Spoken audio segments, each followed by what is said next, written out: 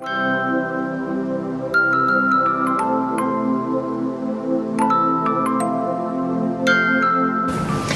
in her book, God, Improv, and the Art of Living, here in this second section, we hear about living toward the and. Mary McKibben Dana talks about how if you're going to be part of an improv group, you have to learn to say yes and to the person who you're playing off of.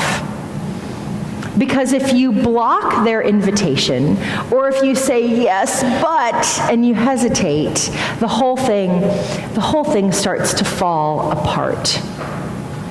So she outlines that there are 3 ways to respond to an offer. And when we're thinking about these offers, we must remember that life is just one big improvisation, and that our partners in how we move through this great improvisation of life include God and include each other.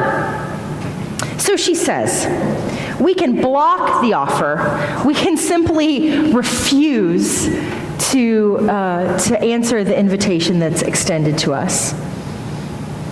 We can accept the offer, but do so tentatively with no action, or we can accept robustly with a yes and. A couple of weeks ago, when I was in Chicago, my friends wanted to go to Second City. So it was a little bit of vacation, but it was a little bit of work because I actually got to see this happen live and in front of me. It was really interesting to watch the improv troupe do an improv sketch.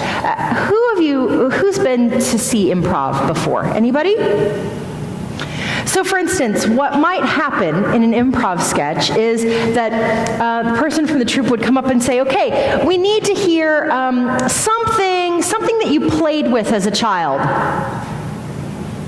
And then that's when the audience calls out something.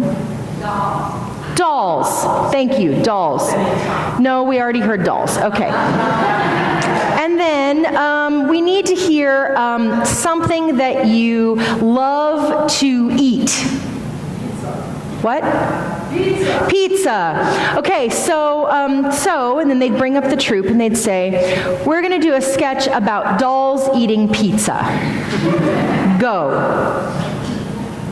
And usually the players would say yes and to this invitation. They would make it up as they go along, and from the audience perspective, it looked like they had planned it all along.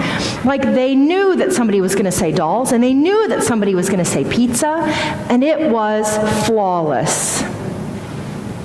You could tell when someone said yes, but, because there would be hesitation on somebody's face. They would stand back. They wouldn't be ready to go along with it. And it was awkward. You sat there in the audience waiting for the person who was in charge of this sketch to pull the plug so we could just all move on to the next thing. And I would say to you today that that's how our passage from Genesis reads. In the Hebrew Bible, there are 3 covenants, and our reading for today includes 2 of those. The first is actually earlier in chapter 9, and the first covenant is with Noah. Noah, when God extends an invitation, says yes and goes for it. Building the ark and taking care of the animals and restarting creation. Can you imagine if Noah had hesitated? Can you imagine if Noah had said, yes, but I don't know about the boat, God. It would have been a problem, right? In chapter 12, which was the first section of our reading, that's where we get the second covenant. God extends this invitation to Abram. Go from your country and your kindred and your father's house to the land I will show you. And Abram goes. Abram says, yes, and we will go.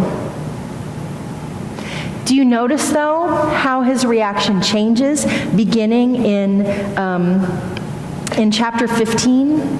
That's the third covenant that God makes in the Hebrew Bible. The Lord comes to Abram in a vision and says, "Don't be afraid, Abram. I'm your shield. I'm your reward, and it will be great." And Abram says, "Oh God, what will you give me?" And the word "but" isn't there, but we can hear it. It's implied. Instead of saying, "For I continue childless," you could very well hear Abram saying, "But I continue childless. But the heir of my house is Eliezer of Damascus." What, God? And then Abram goes on again and says, "But you've given me no offspring." Instead of being robust in his yes, when God extends this invitation, Abram hesitates. He pauses. And when we say yes, but to God, we might as well be saying no. The good news is, though, that God is faithful to us. And so God continues to extend the invitation. God's faithfulness and grace are great. No matter how many times we say, "Yes, but," God will extend the invitation again and again and again and again.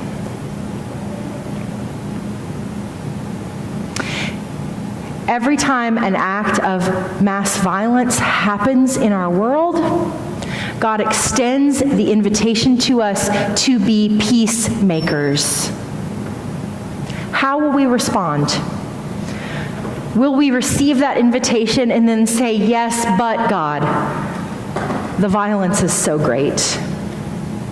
Or will we say, "Yes, and God, we will work for peace in our homes, in our neighborhoods, in our cities, our states, our nation, in our world"?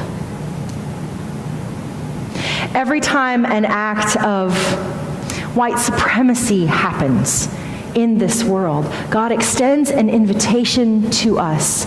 Will we say, "Yes, but God, the evil is so great"? Or will we say, "Yes, and God, we will continue to work for an end to white supremacy and white nationalism in our communities, in our state, in our nation, in our world"?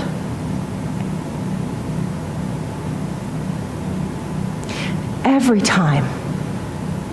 time an act of mass violence happens, God extends an invitation to us to continue to kindle the light of Christ's love and to let that light shine in the darkness. When God extends that invitation to us, will we say, "Yes, but the sorrow is too much. The rage in us is too much. Yes, but God, we do not think we can affect change. My light is so small"? Or will we say, "Yes, and God, we will hold the Christ light for people in the shadow of their fears. We will hold the Christ light out and speak the peace that people long to hear"? Will that be our response? This is a question that matters. It matters because yes, this is not the only period of history in which violence has been an everyday reality. But friends, this is the moment of history in which we live. God extends an invitation to you and to me. What will our answer be? Will we hesitate? Or will we robustly with faith and courage and in grace. Say yes, and God. Yes, and we will go where you lead. May it be so. Amen.